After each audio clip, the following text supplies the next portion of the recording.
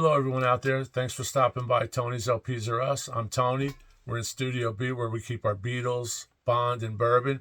As you can see, I have a lot of Beatle albums behind me. What we're going to do today is we're going to talk about this record, Santana Abraxas, first released September 23rd, 1970, which makes it a little over 54 years old. That's amazing. When I first bought this record, 50-something years ago, I never thought that the older me, 50 years in the future, would be talking about a new MOFI pressing. Back then, I don't even think MOFI existed. But I don't even think Carlos thought that 50 years down the road, these records would be considered iconic. Actually, this one is in the National Registry at the Library of Congress in 2015. It's preserved. I don't think they have the one step, though. The one step is that holy grail that you really need deep pockets to buy right now. It originally went for $99. I think there were maybe 800 or 900 of those pressed. I'm sure it was the first one step. Good friend of mine had got one. He was in tune with that. He loves that album. I didn't get one. I'm going $99 for a record. No way. Of course, that was then. This is now. That record now will go for up in excess of $2,000 sealed, probably a little less if it's open. So is this record as good as that record? Same company, probably same parts, although that's a 45. This is a 33 1/3. So basically they use the tape copy that they made. We all know the MoFi story. Made a tape copy from the original analog tape. So in essence, it's its little baby brother. So is it going to be better than the 2 LP 45 RPM? I doubt it. I don't have one to compare it to. What I'm going to compare it to is this original, which is a near mint original from 1970. And I'm going to show you that in a minute. Now, these were not 2 eyes. These were just a Columbia red, reddish label. I believe the 2 eyes were retired at that point. The first Santana album, is a 2 eye. This was only, I believe, a Columbia. So we're going to talk about this record, but basically, I'm going to go over the title. The title Abraxas came from a Herman Hesse book from 1919. So that's even older than 1970, obviously. Just kidding, folks. Maybe I'm a little tired here. Been listening to music for quite a bit. Did things over the weekend, so try to cram things in. Still have a lot to go on reviews. But anyway, 1990, Herman Hesse wrote the novel Damien, and the title Abraxas came from a line in the book Damien, which is printed here on the back jacket. And I'm going to read that for you folks, and just to give you a little background, I was so impressed with this junior high type of day that I actually read the Herman Hesse Damien. I don't remember it. I probably didn't understand it back then. I don't have a copy of it now, but I remember seeking it out because of this album. So, good things lead to other good things. Here we go, right? This is on the back. This is an excerpt from Damien by Herman Hesse, and it's available on Harper and Row. Same as the original. It's the same. I'll show you that when I do the A-B comparison review. Okay, we stood before it, and it began to freeze inside from the exertion. We questioned the painting, berated it, made love to it, prayed to it.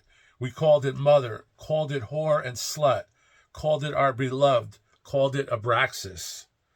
So I just got the chills. Like, what does that mean? We called it mother, called it whore and slut, called it our beloved, called it Abraxas. So that's right there. So that's the title of this beautiful, beautiful 10 times platinum miracle of Latin percussion, jazz fusion, rock and roll from Carlos and the original lineup, which I'll go over. Now, this painting on the cover is from 1961. It's called Annunciation by Matti Clarween. And Matty Clarween also did the back, just Matty on the back, but this is a painting, Annunciation. And he went on to do work for, I believe it was Miles Davis's Bitches Brew. He may have done some other ones. If you look at Bitches Brew, you'll see the similarities. He also did one for Earth, Wind, and Fire, Herbie Hancock, and believe it or not, Greg Allman. So, but this is really cool. It's in the Library of Congress's National Registry of art recordings that should be preserved for all time, basically. So let's get down to the nuts and bolts. Here's the actual record. It's not a clear vinyl as the one step would be. It's not translucent. Some of them are more than others. The UHQRs from Analog Productions are more translucent, but this is supposed to be super vinyl. There's the label, black, very, very serious looking. They did not try to replicate the Columbia record. They never do that. But this is super vinyl, 33 1/3. And I cleaned them. Like I always clean my new records. You may say, well, why clean new records? But I found with experimentation, listening to a new record right out of the inner sleeve, playing it, and then cleaning it, I think I get a better sound stage. I think I get more detail. I get more of a presence. You're getting into that. You're getting into the groove. If there's any type of debris left in the groove from the press or from handling or from whatever, from being it shouldn't happen being in an inner sleeve, but for whatever reason, it's not a big deal. I use my VPI vacuum cleaner, which is a workhorse. I've had it for a long time. It's one of the best things I ever bought. So here we have it. Here's the hype sticker. I ordered this probably a day or two after it was announced. I called up my good friend at Music Direct, one of my friends there, and I ordered it on the phone, and I received number 1480. So I think there's 5,000 of these. I'm not sure. So it does have the DSD middle part, which like I talked about earlier. It's a digital part, and but it sounds great. This record I cleaned. The first side I did get some noise on before the first track starts, around the first track, so I have to really consider whether I'm going to give MOFI a call and see if I could get a replacement. I'm going to listen to it again, clean it again, but it didn't. Once the music kicked in, I didn't hear it, but it's there for sure. Side 2 is flawless, and side 2 really kicks ass compared to side 1 builds it up, and then side 2 just takes it away, because this is a miracle of rock, Latin, jazz fusion from a guy that was probably, from a band these guys were probably in their early 20s at the time. It was Santana, this one, and then Santana 3, Man with Outstretched Hand, which is something I would look forward to if MOFI could do one for us of that. Okay, so now review. Okay, one word, better. Okay, but now I'm going to go into detail, of course. My original. Now, cleaned them. The original was cleaned. Listen to them. I have some notes here if I didn't lose them. Let me see here. First, I listened to the new one. I know this record by heart. I've listened to this record, I would say, over the last 50 years, 400 times perhaps, in the car, at home, on the beach, in the backyard, watching football games. I would turn the sound off because of the nonsense commentator bullshit. I would just listen to music. I don't really do that much anymore because I'm trying to not listen to too much music, right? But anyway, I know this record by heart, okay? They did a really good job on this hard sleeve. The inner is the same as the original. The spine is beautiful. This does not come with the poster. The OG came with a poster, which I'll show you. I showed it when I did the preliminary announcement of this record coming out. So, my impressions. A little noisy in the beginning. I have to think about that, whether I'm going to go with it. It's not really... I hate to send it back. I hate to bother them on something like that.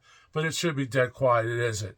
My Rhinos High Fidelity series, they're dead quiet. This should be dead quiet, but I'll go into that. But noise-wise, you know, who knows what was on this original tape? Like I said, I don't know what they had to use, the tape copy that they used. But rest of it's noise-free, very quiet record. Like I said, side 2 is great. Now, it's very detailed. If you know the first track, Singing Winds, Crying Beast, it has like a chime. It's on this version of this MOFI, you would think that there was glass breaking in my listening room. Very detailed. Then the like a swishing sound, very detailed.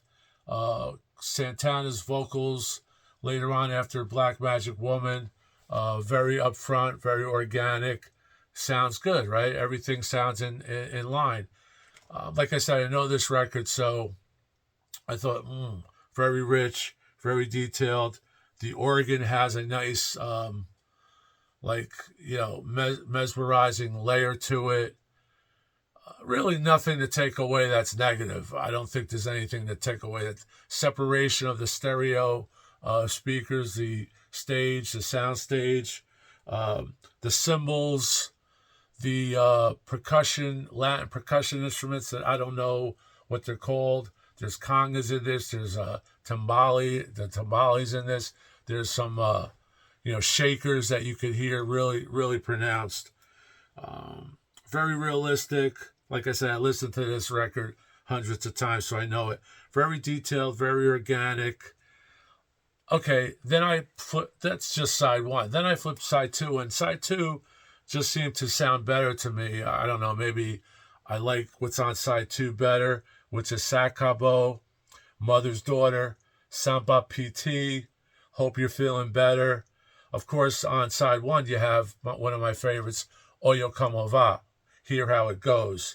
And then Incident as Nasabar, which is, I just got the chills. So the record is ingrained into me. I've been listening to it for 50 years. Like I said, all over the place. I probably taken a bath. I listened to this record. So I believe it was my first Santana record. I don't think the first album was my first Santana record. But of course, I don't remember that. But, you know, that's history. So I play this, and then I put on the original. And this is my original. This is a near mint copy. Almost the same color. This is a darker chocolate or black. Some of them are black, and this is a real chocolate looking, like a light chocolate looking back. Other than that, you know, color by color, it's identical. The painting of Abraxas, of Annunciation, is identical on the cover. So I'll just show you original inner. I believe this was in the record. Original inner. We have the red Columbia press. I don't know what the dead wax is. I don't know if this was mastered by anybody special, but it just sounds great. So, and it has a poster, which I'll show you. So I put this on, and I'm going, I go, this sounds pretty well close to the MOFI. You know, I listened to the MOFI first, both sides, and then I put on side 1 of this, and I listened to it. I'm going, man, that sounds damn good. Am I going to stop buying reissues? I'm thinking, you know, it's not, the other one wasn't, the MOFI wasn't that much better. And I'm going, I got to stop spending $60, $70, $50 on some of these reissues because, you know, I have a good collection of OG stuff, and I think, you know, I take care of my records, obviously, and I take care of my equipment, obviously. I clean them. I clean the stylus. And I'm going, do I really, you know? So I listened to the whole album, but I know that the chimes and some of the detail wasn't the same. but some of the deep bass and mid range was maybe better. It's like, oh, I don't know, man. Am I gonna write a review that says stay away from the MOFI? You know, look for a near mint original. But if you buy a near mint original, you're going to be paying $50 anyway, and you don't know what you're going to get. There's going to be something wrong with it if you're buying it online, if you're not buying it from someone that you know or a store that you could trust. But so I go, okay, now this is, I don't rarely do this. So I go back and I listen to the MOFI again, okay? And when I listened to the MOFI again, I got what I described double. I got detail, I got presence, I got a sonic feeling for it, I got textured, I got some reverb that wasn't there in some of the vocals. It was just better. So that's my story. I'm sticking to it. It was better. My original is a close second. It shouldn't blow. A MOFI reissue that's 55 years old, has a digital signal in it, right? It's digital. Shouldn't sit and blow away an original 1970 before the oil embargo bullshit. Shouldn't blow away an original.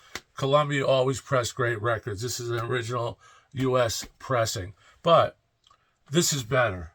So I would pick this up. I have a numbered copy. I don't know what the deal is with MOFI. I guess after this numbered edition sells, they're obviously going to continue to press it. So if you're fear of missing out, you could always wait because there's a lot of good stuff coming out this year.